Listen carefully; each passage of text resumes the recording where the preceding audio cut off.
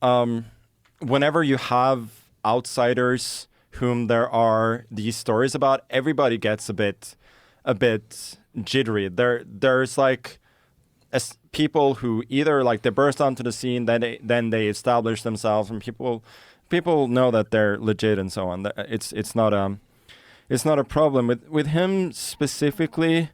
I don't know. It was.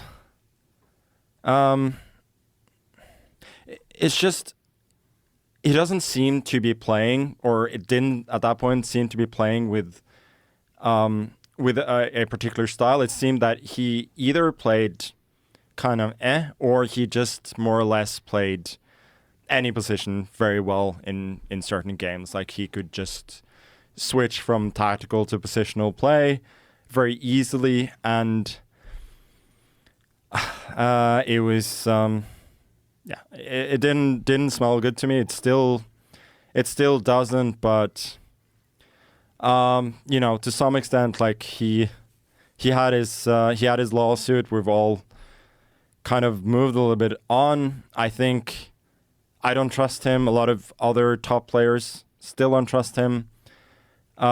He certainly doesn't trust me or chess.com or Hikaru or whomever he felt wronged by.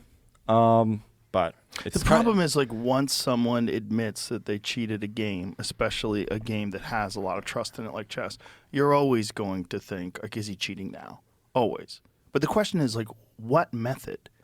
Like, what do people do? So if you're sitting there, you have no phone, your pockets are empty, like, what could you be doing that could possibly be aiding you?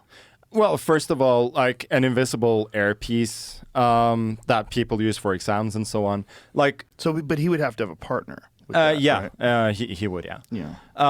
That would not have been detected by the security system that they used at that tournament. They amped up the security after the whole thing happened. Did they check your ears? Yeah. They start checking our ears, and then. We had a live tournament in Paris last year where I played him, where there was proper security, where all of these things would be picked up, and he didn't play to nearly the same level there.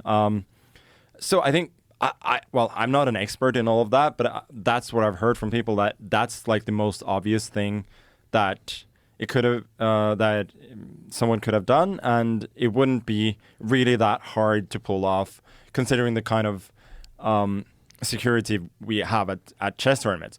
And this tournament had like a little bit of security. A lot of them, like open tournaments, people are like wandering in and out of the playing hall. There are people in the playing hall, like spectators with their smartphones on and taking pictures or whatever, like going in and out, like they could make signals. It's hard. It's a big problem in chess for sure. Yeah. So the anal beads thing, for people who don't know what we're talking about, the theory was that he had vibrating anal beads that would somehow or another, through some sort of code, explain to him the moves. And I've thought about this for a lot longer than I care to admit. Like, what kind of code are you getting from inside your butt that you're like, okay, I got it? Well, it would be like, C4 or whatever. Like, it could tell you by... How would it say it in your butt, though? Well, I mean... It's Morse code? I'd have to show you. Luckily, I brought one. Yeah. I have some in right now.